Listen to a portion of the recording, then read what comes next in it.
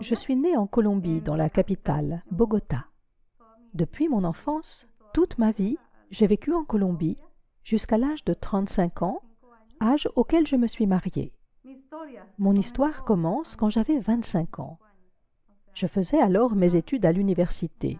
J'étudiais la gestion dans le domaine du tourisme, qui a été mon premier métier. Comme je me rendais à l'université, le jour où j'ai pris cet autobus, je n'imaginais pas que c'était le dernier jour de ma vie. Je veux dire que je n'imaginais pas que j'allais avoir un accident ce jour-là. Chaque jour, je prenais le bus pour aller à l'université où je faisais mes activités habituelles. Je suivais mes cours, je participais aux travaux pratiques et puis je rentrais chez moi. Donc, c'est ce que j'ai fait. Je suis partie, j'ai pris le bus et j'ai dit à cet homme, le conducteur, d'arrêter au coin de la rue. Les bus en Colombie ont 2 portes, une à l'avant et l'autre à l'arrière. Je me suis dirigée vers l'arrière et j'ai appuyé sur le bouton près de la porte, une petite sonnette sur laquelle on appuie pour signaler au chauffeur que l'on veut descendre à l'arrêt suivant. Donc, j'ai appuyé sur cette sonnette. Je pensais qu'il avait vu que j'étais en train de descendre à l'arrière, mais en fait, il ne m'avait pas vu. Il a tourné le volant d'un coup sec vers la gauche parce que le feu était orange. Il aurait dû s'arrêter, mais il ne le voulait pas. Il voulait passer au feu orange. Donc, il est passé à l'orange. Et à ce moment-là, la porte s'est ouverte et la force centrifuge m'a projeté dehors, sur la route. Je suis tombée sur la chaussée. Et à ce moment, quand je suis tombée, je ne me suis rendu compte de rien. La seule chose dont j'ai eu conscience, c'est qu'une voix féminine a dit « Il l'a tué ». Elle a dit « Il l'a tué » et je ne comprenais pas ce qui m'arrivait. Je me demandais « Qu'est-ce qui se passe ?» Et instantanément, je suis sortie de mon corps et j'ai pu voir la foule rassemblée au-dessus de moi, autour de moi, et une mare de sang sous ma tête. Il y avait vraiment beaucoup de sang parce que je m'étais ouvert le crâne. Et à ce moment-là, j'ai commencé à m'élever, comme si je flottais hors de mon corps. Et je voyais tout le monde de là où j'étais, là-haut. Je voyais les gens, les maisons, les toits des maisons, et je suis passée au travers des nuages en un instant. Je suis allée au-delà des nuages, et j'ai quitté la Terre. Et comme je quittais la Terre, je l'ai vue, ainsi que les autres planètes. J'ai vu Jupiter, Saturne, j'ai vu Mars. En fait, j'ai vu l'univers tout entier. Ça a été un choc incroyable parce que je ne savais pas ce qui m'arrivait. Mais ce que je ressentais était agréable. Je ne ressentais rien de déplaisant. En fait, je me sentais bien. J'avais l'impression que mon esprit flottait et je ne sentais plus la pesanteur de ma chair. C'est assez difficile à exprimer, mais c'est ce que l'on ressent quand on est hors de son corps. En un instant, j'ai vu l'univers tout entier, mais cela s'est déroulé en une fraction de seconde, et aussitôt, je me suis dirigée vers un tunnel. Dans ce tunnel, il n'y avait pas de lumière. Il était dans l'obscurité totale. Exactement comme si l'on entrait dans une grotte. C'était une grotte entièrement noire. Je ne pouvais même pas voir les paumes de mes mains. Je ne voyais pas mon corps. Et j'ai compris que j'étais en train de passer dans une autre dimension, quelque chose dont je n'avais jamais fait l'expérience. Et je me suis demandé, suis-je encore vivante ou bien suis-je morte? Alors j'ai essayé de toucher la paume de ma main, et mes doigts sont littéralement passés à travers. On aurait dit que ma main était transparente, et mes doigts ressortaient de l'autre côté. J'ai réalisé que je n'avais plus de chair, que je ne pouvais plus toucher mon corps. J'ai pensé, est-ce que je suis morte? Qu'est-ce qui m'arrive? À ce moment-là, j'ai senti une présence, des voix derrière moi qui ont commencé à se moquer de moi, à rire de moi et à me lancer des méchancetés. Elles disaient « Tu es mauvaise, tu es une vraie peste et tu as mérité d'être ici. » Alors j'ai dit « Qui êtes-vous » Mais elles ne m'ont pas répondu. Elles se contentaient de rire « Ha, ha, ha » et elles continuaient à se moquer de moi encore et encore, tout en se rapprochant de plus en plus. J'essayais de m'éloigner de cette présence parce que j'avais vraiment peur. car c'était une présence et des voix qui faisaient penser à des monstres. Et le problème, c'est que tandis qu'ils tentaient de s'approcher davantage, j'ai essayé de les contourner par la droite et je me suis cogné contre un mur. Alors j'ai couru droit devant moi, puis vers la gauche, mais je me suis cogné contre un autre mur. C'est là que j'ai réalisé que je me trouvais dans un tunnel. Au fond du tunnel, derrière moi, j'ai vu un feu, ou plutôt, j'ai senti la chaleur d'un feu. J'ai senti la chaleur des flammes. Et j'ai entendu des cris comme si des gens étaient en train de se faire torturer. C'était comme si on torturait des gens, et moi j'entendais ces cris, et je me sentais vraiment terrifiée. Je ne savais pas où j'étais. Alors j'ai demandé, « Où suis-je » Et les voix m'ont dit, « Tu ne le sais pas ?» J'ai répliqué, « Non, je l'ignore. » Et l'on m'a répondu, « Tu es aux portes de l'enfer. » Quand ils m'ont dit cela, j'étais complètement sous le choc. Je ne savais pas quoi faire. J'ai dit, « Je ne peux pas être aux portes de l'enfer. Je suis une bonne personne et je ne peux pas être morte. » Et ils m'ont dit, « Si, tu es morte et tu vas rester dans cet endroit pour toujours. Tu n'as plus de vie sous aucune forme. La seule forme d'existence qui t'attend, c'est de rester ici à tout jamais, pour l'éternité. Et tu seras torturé sans relâche. Nous allons te torturer sans arrêt. » Alors j'ai dit, « Comment ça vous allez me torturer? Je ne comprends pas. » Alors ces présences m'ont attrapé et tiré par les bras, et ils ont commencé à m'arracher la peau. Ils avaient des ongles qui étaient en fait de longues griffes, et ils ont commencé à me griffer tout le bras, sur chaque bras. Ils étaient en train de m'écorcher vive. J'ai éprouvé une douleur terrible, car lorsqu'on est mort, on ressent les choses plus intensément encore que lorsqu'on était vivant. Les sens sont plus affûtés. Les sensations sont décuplées. On ressent beaucoup plus la douleur physique, ainsi que les odeurs. Les odeurs sont plus fortes. Les odeurs que je sentais étaient horribles. Ces présences sentaient la mort. Elles avaient une odeur de rat mort. C'était une odeur horrible. Et j'avais conscience de me trouver dans un endroit vraiment affreux, vraiment horrible. Et je leur disais, « Laissez-moi, je vous en prie, libérez-moi. » Mais ils ne voulaient pas me libérer. Alors, je me suis souvenu d'une seule chose, parce que je suis une personne catholique. J'allais à la messe et je pensais que c'était bien. Être catholique pour moi, c'était ce qu'il y avait de mieux. C'est la foi dans laquelle ma famille a grandi, et moi, j'ai grandi dans une famille catholique. J'allais chaque jour à l'église et j'assistais à la messe le dimanche. Mais je n'étudiais pas la Bible. Je ne la lisais pas vraiment. Je me contentais d'écouter la messe et de lire la partie que le prêtre utilisait pour son sermon. Et c'était tout. Je n'allais pas au-delà, je n'étudiais pas la Bible de manière plus approfondie. Donc, on peut dire que j'étais une catholique qui allait à l'église et qui avait l'air d'être chrétienne. Je veux dire que je n'étais pas vraiment chrétienne. Je ne l'étais que par tradition. J'allais le dimanche à la messe, et voilà. Mais cela s'arrêtait là. Je ne faisais rien de plus. Et ma maison était remplie de statuettes. Il y avait partout des représentations de la Vierge Marie, de Sainte Thérèse, de Saint Martin, le patron des pauvres, de Saint Grégoire, etc. Ma mère, qui est morte malheureusement quand j'étais très jeune, ma mère souffrait d'une maladie et était tout le temps en train de prier les saints pour qu'ils guérissent la maladie qu'elle avait aux jambes.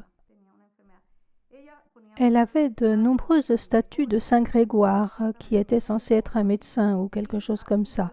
C'est pourquoi on idolâtrait ces saints. On les idolâtrait vraiment. Et bien sûr, le plus important de tous était la Vierge Marie. J'ai grandi dans l'adoration de la Vierge Marie. Je croyais que la Vierge Marie était vraiment spéciale. Et tandis que j'étais en enfer, que je me trouvais là-bas, dans le tunnel, ces présences maléfiques m'ont dit « Tu n'as pas respecté les commandements de ton Dieu. C'est la raison pour laquelle tu es ici, parce que tu n'as pas respecté les commandements divins. » Alors j'ai dit « Mais quel commandement? Je ne sais pas quel commandement j'ai transgressé. Pourquoi mériterais-je l'enfer alors que je n'ai pas tué, que je n'ai pas volé, que je n'ai pas forniqué? Je croyais que je menais une vie chrétienne, mais j'avais fait d'autres choses qui ne respectaient pas les commandements. Et donc, qu'est-ce qui s'est passé? Alors qu'ils étaient en train de me torturer, de m'arracher la peau, la seule chose à laquelle j'ai pensé a été le Notre Père. Vous savez, dans l'évangile de Marc, dans la Bible, je me suis dit, je vais me mettre à prier. Et j'ai récité « Notre Père qui es aux cieux, que ton nom soit sanctifié ». Et plus je récitais, plus les démons me torturaient. Ils m'écorchaient encore davantage. Et je criais, mais je continuais, j'insistais, je disais « Non, je ne resterai pas ici. Je sais qu'il y a un Dieu qui va me pardonner. Je sais qu'il y a un Dieu qui va faire preuve de miséricorde et me sortir de cet enfer. Je ne peux pas rester ici pour l'éternité. C'est impossible que je passe l'éternité en enfer. » Et j'ai continué, jusqu'à ce que je termine le Notre Père. Et lorsque j'ai eu fini le Notre Père, je me suis souvenu que le seul nom qui est au-dessus de la terre, au-dessus de tout l'univers, est le nom de Jésus. Alors je leur ai dit, je connais un nom qui est au-dessus de la terre et de l'univers et qui est plus puissant que vous. Et je vais prier en m'adressant à lui pour qu'il me fasse sortir d'ici, qu'il me libère de cet enfer. Et il me répondait, non, non, non, tu vas rester ici, abandonne tout espoir. Tu resteras ici pour toute l'éternité.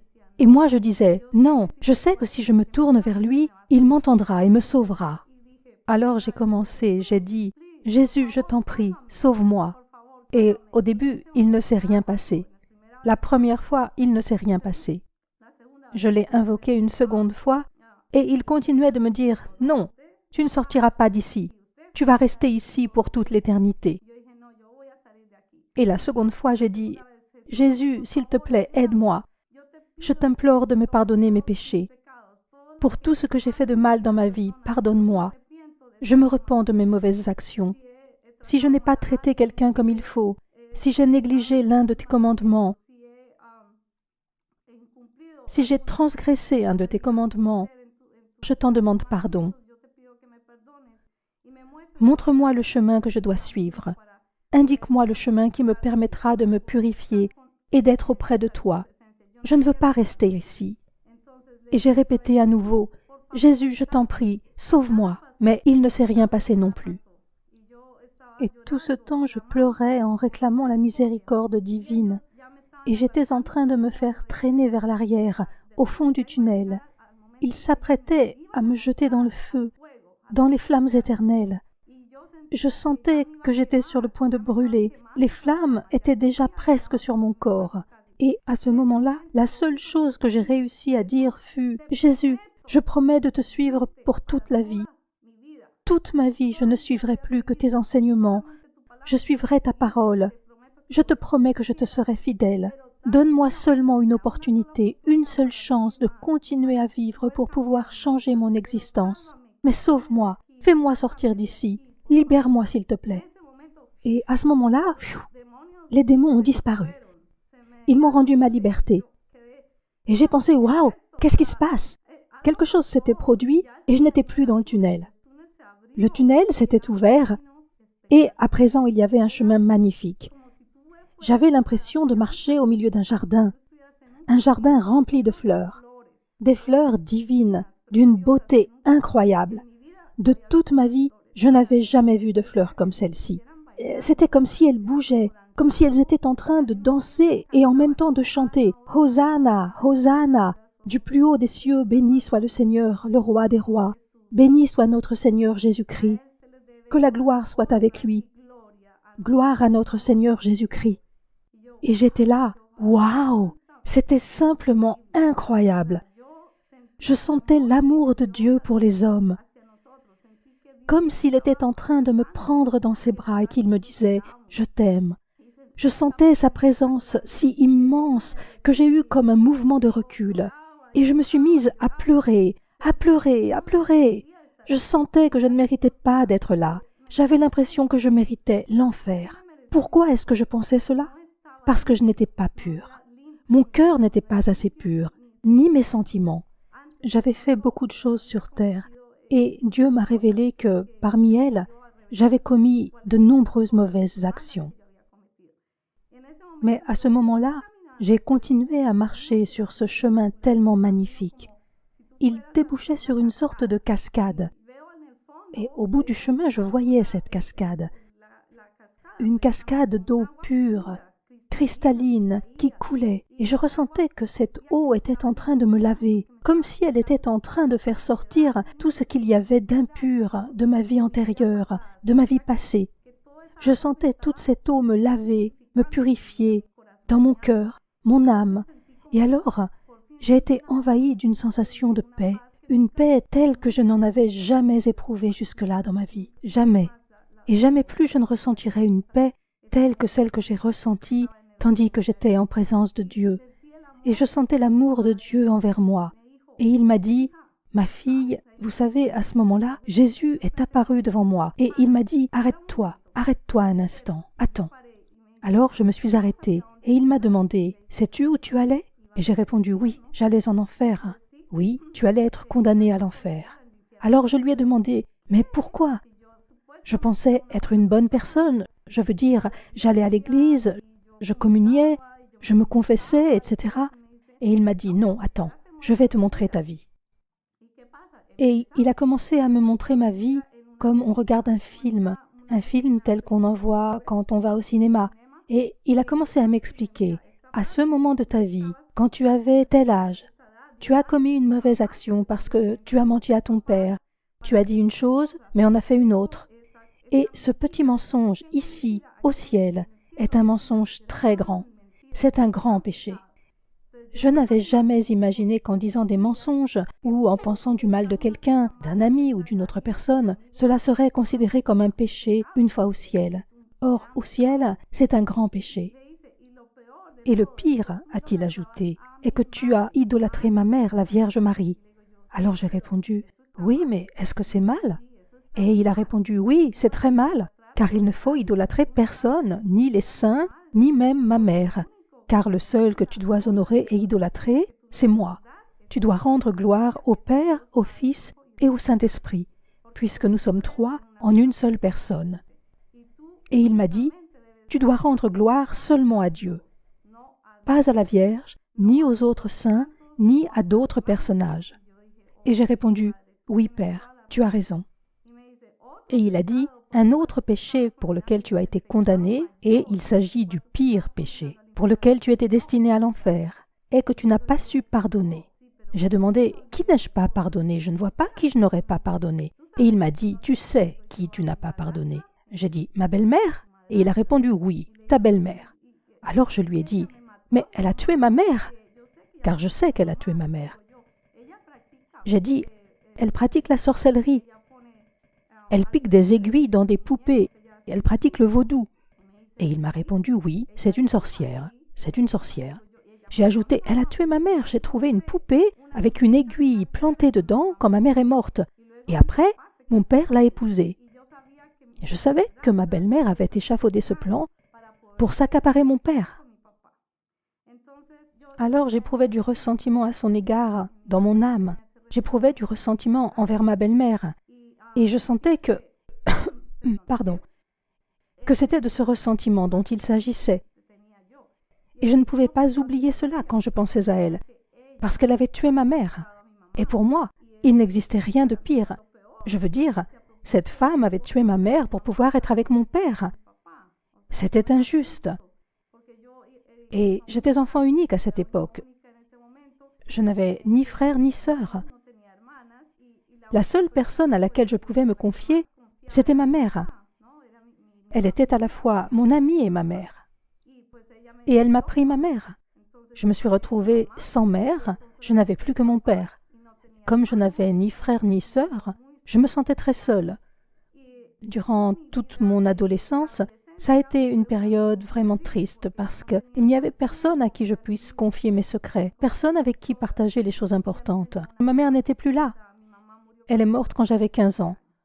Donc, peu après que j'ai passé mon baccalauréat, ma mère est morte malheureusement.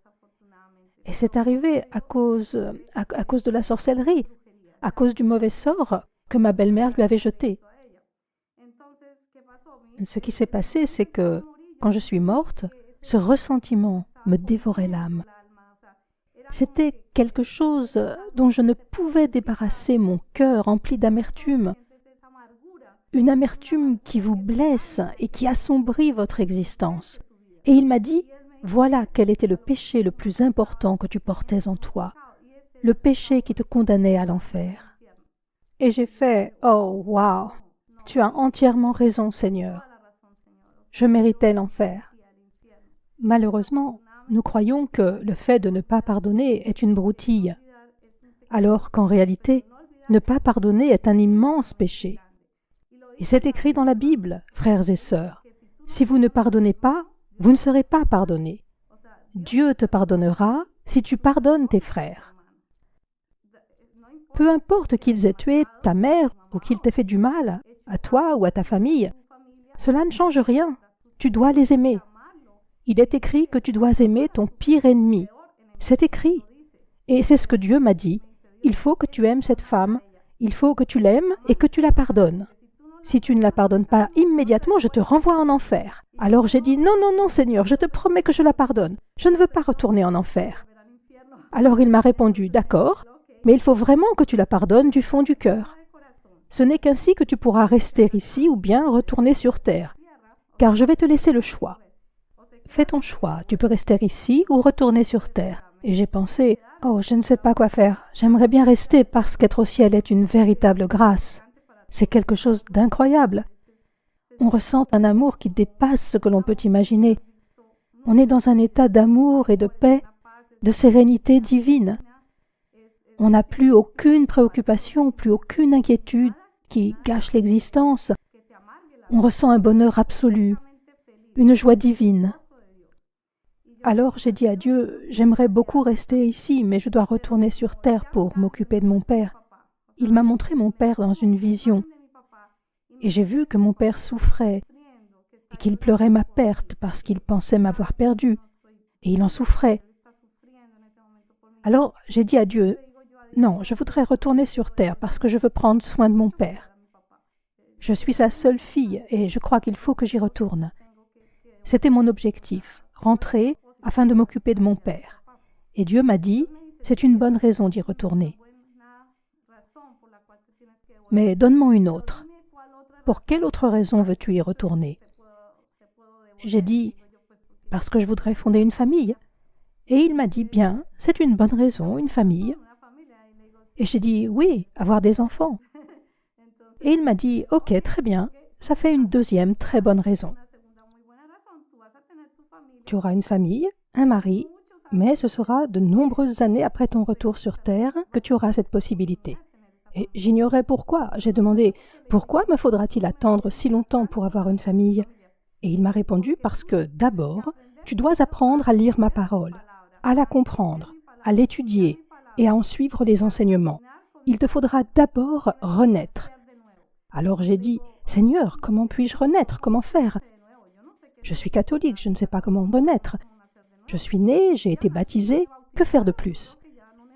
Et il m'a dit, non, tu dois renaître et être à nouveau baptisé, mais cette fois pour mener une vie chrétienne, pour vivre dans le Christ avec moi, car je serai à tes côtés.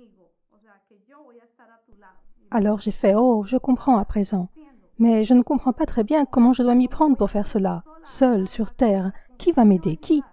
Et il m'a répondu, ne t'inquiète pas, ma fille, je t'aiderai, je te guiderai, je serai près de toi, à tes côtés. Je serai tout le temps près de toi, je t'accompagnerai, je ne t'abandonnerai pas, je resterai tout le temps près de toi. Alors j'ai dit, d'accord Seigneur, très bien, mais pourquoi dois-je attendre avant d'avoir un mari?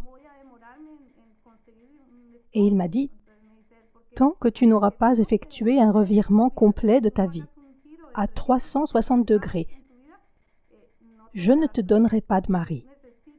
Tu dois changer complètement la façon dont tu vis, la façon dont tu agis, dont tu vois les choses. Parce que dans ma vie de catholique, je sortais en boîte, je dansais, je buvais. Je n'étais pas alcoolique, mais je buvais une petite bière, du vin. Ce genre de choses qui ne sont pas graves quand on est catholique. Pour une catholique, se rendre à une fête n'est pas quelque chose de mal. Avoir un petit ami non plus. Mais en tant que chrétienne, c'est différent. Une personne chrétienne doit être très droite dans la vie. Elle doit être pure, aussi pure que Dieu, parce que Dieu nous demande d'aller vers la sainteté, de nous comporter comme des saints. Et je n'avais pas compris cela. Je ne l'avais vraiment pas compris. Personne ne m'avait enseigné comment suivre la parole de Dieu. Personne ne m'avait expliqué ce que ça signifiait. Et il m'a dit, « Ne t'inquiète pas. Je vais te guider vers l'église où tu pourras apprendre ma parole. » Alors j'ai dit, « D'accord. » Il a ajouté, « Et il y a autre chose qu'il te faut savoir. C'est que si tu étais admise aujourd'hui au ciel, ce serait de justesse. » Alors je lui ai dit, « Mais pourquoi ? » « Parce que tu n'as pas gagné une seule âme pour moi. » J'ai dit, « Que veux-tu dire par gagner une âme pour toi ?» Il a répondu, « Quand tu gagnes une âme, tu gagnes une couronne. » Alors j'ai dit à Jésus, « Je ne comprends pas ce que sont les couronnes. » Les couronnes sont ce que tu gagnes ici, au ciel, quand tu partages ma parole et évangélises une personne qui ne me connaissait pas, qui n'avait jamais entendu parler de moi, une personne qui ne connaît pas le nom de Jésus-Christ. Et quand tu parles de moi à cette personne, que tu lui racontes ce qui m'est arrivé, que je me suis sacrifié pour vous et que j'ai payé le prix de vos péchés sur la croix, quand tu montres à cette personne qu'elle doit changer de vie, qu'elle doit me consacrer sa vie, quand tu la gagnes pour moi, cela fait une couronne ici, au ciel. Et j'ai fait « Waouh, c'est une tâche importante !» Et il a dit « Oui, c'est un vrai travail et il s'agit de ton ministère. Tu dois apprendre à faire de nouveaux disciples et commencer à le faire. Quand tu exerceras cette mission sur la terre, que tu feras des disciples et gagneras des couronnes, tu commenceras à construire ta maison, la demeure dans laquelle tu vivras au paradis. Il te faut la construire tandis que tu es encore sur terre, en gagnant des âmes pour moi. » Et j'étais là, « Oh, je ne savais pas. Je n'avais jamais été en présence de Dieu auparavant. Si je n'étais pas morte, je n'aurais jamais su que ça existait. Je n'aurais pas su qu'il me fallait travailler pour gagner des couronnes au ciel. » Et c'est ce dont je voulais vous parler, mes frères. J'avais vraiment commis beaucoup de péchés qui me condamnaient. Mais les plus grands péchés qui me condamnaient étaient l'idolâtrie et la rancune. La rancune est le plus grand péché qu'il m'a montré. Mais venait encore s'y ajouter le péché de ne pas servir. Il m'a dit, « Tu ne servais pas les hommes, tu n'étais pas humble. Or, tu dois être humble devant le Seigneur et humble devant tes frères et sœurs. Il faut être humble et servir les gens et commencer à les aimer. Par exemple, les pauvres. En réalité, peu importe, qu'ils soient pauvres ou riches, tu dois commencer à donner de ta personne pour servir. Tu dois donner de toi pour les servir, que ce soit un orphelin ou une orpheline, une veuve ou un veuf. Il faut aller voir les personnes âgées, les personnes du 3e âge, leur donner de l'amour, leur apporter ce qu'ils n'ont pas parce qu'ils n'ont plus de famille. Il faut que tu commences à donner de l'amour aux gens sur terre. C'est la seule façon dont tu peux gagner les couronnes dont je t'ai parlé. Voilà ce que je veux que tu fasses, que tu commences à donner de l'amour aux gens, chose que tu n'avais jamais faite en tant que catholique. Et j'ai répondu, « Oui, c'est vrai, je n'ai jamais fait cela en tant que catholique. Je n'avais pas l'idée de servir les hommes comme on le fait dans l'Église chrétienne. En tant que catholique, je ne me sentais pas particulièrement concernée par tout ça. Je me sentais davantage concernée par le fait de bien m'habiller, d'aller dans le meilleur lycée ou la meilleure fac, de m'habiller à la mode, de voir les films à la page. Et je croyais que c'était bien comme ça. Mais ce n'était pas bien. J'étais dans l'erreur. Ce que je vivais était un péché, car je menais une vie mondaine, et c'est un grand péché. Ensuite, il m'a dit, « Je vais te renvoyer sur terre. Mais avant que je te renvoie, tu dois savoir que tu auras un but. Et ce but est ce que je vais t'expliquer maintenant. Ton but doit être de partager ton témoignage avec toutes les personnes que tu rencontreras sur la terre, et de leur dire qu'il y a un paradis et un enfer, que l'enfer existe bien, et que le paradis existe bien, et que s'ils commettent un péché, ils iront en enfer. Cela veut dire, mes frères, que si vous ne suivez pas l'un des 10 commandements, cela vous condamne à l'enfer. Et c'est vraiment triste de savoir qu'il y a tellement de gens qui se condamnent à l'enfer, car les âmes qui sont en enfer se comptent par milliers. Et c'est un endroit vraiment horrible auquel vous vous condamnez. en commettant un simple péché. Et je voudrais vous dire, mes frères et mes sœurs, qu'aucun être humain ne mérite d'aller dans cet endroit. Je veux dire que ce n'est pas un endroit où les gens voudraient aller après leur mort. L'endroit où l'on mérite vraiment d'aller, c'est au ciel et non en enfer. Je vous le demande, mes frères, si vous savez en ce moment que vous êtes dans l'erreur, repentez-vous de cette erreur, de ce grand défaut qui pèse sur vous en tant qu'être humain, et donnez votre vie à Jésus-Christ. Et commencez à vivre en suivant le modèle de Jésus. Sanctifiez-vous, sanctifiez votre vie, et donnez le meilleur de vous-même aux gens. Efforcez-vous de mener une vie droite et non une vie de péché, parce que vivre dans le péché vous mènera en enfer. Et avant que je rentre, Dieu m'a dit, « Je vais te renvoyer sur terre, mais à ton retour, tu ne garderas pas beaucoup de souvenirs de tout ceci. Certaines parties manqueront, parce que je vais les effacer de ta mémoire. Parce que si tu gardes le souvenir de ces monstres, de ces démons, tu ne pourras pas vivre ta vie. Tu feras des cauchemars toutes les nuits. C'est pourquoi je vais effacer de ton esprit cette partie, afin que tu puisses continuer à vivre. Mais je vais te laisser certains souvenirs et, un jour, le souvenir de tout ce qui s'est passé te reviendra, dans un rêve. Cela se produira à un moment de ta vie où tu auras mis ton cœur à mon service, que tu auras été véritablement baptisé, que tu auras pris la décision de me suivre à 100%. Ce jour-là, je t'enverrai ce rêve afin que tu te souviennes de ce qui s'est passé et que tu puisses témoigner auprès des hommes. Et ce qui s'est passé, mes frères, c'est que je suis revenu sur terre. Et devinez où je me trouvais? Je me trouvais à la morgue. Et j'étais couverte d'un drap. Et une employée de la morgue prenait des notes à propos des circonstances dans lesquelles j'étais morte. Et là, je me suis réveillée. Et cette personne, au moment où j'ai soulevé le drap, s'est mise à crier « Oh, qu'est-ce qui s'est passé ?» Et j'ai répondu « Je ne sais pas, j'ignore ce qui s'est passé, je suis vivante. » Et elle m'a dit « Mais vous étiez morte depuis 1 heure. » J'ai été morte pendant 1 heure. Et je lui ai dit « Eh bien, je sais qu'il y avait une présence et qu'il s'agissait de Dieu. C'est lui qui m'a renvoyée. Je sais que c'est Jésus qui m'a donné cette chance de revenir et de continuer à vivre, de revenir sur terre dans un but bien précis. Mais je ne me souvenais de rien. Je ne me souvenais pas de ce qui s'était passé pendant tout ce temps.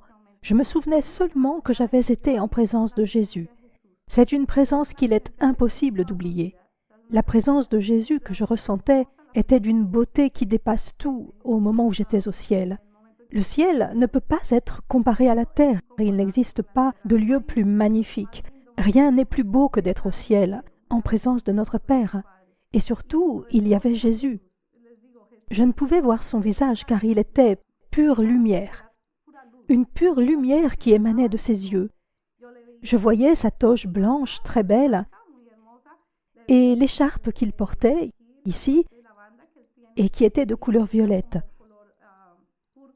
et ses sandales qui étaient dorées, et ses pieds magnifiques qui portaient les marques de la crucifixion qu'il avait sur les mains et sur les pieds. Et c'est incroyable, mais le simple fait de sentir la présence de notre Seigneur Jésus-Christ est une expérience d'une beauté incroyable. Jamais je ne pourrais continuer à vivre comme je le faisais avant d'être en présence de Jésus. Être chrétien est un engagement vis-à-vis des 10 commandements, vis-à-vis de soi-même en tant que personne, afin d'améliorer sa vie pour lui donner davantage de sens. Donner le meilleur de toi aux hommes et en même temps, donner aux hommes le meilleur de Dieu. Parce que Dieu est en toi, Jésus est en toi.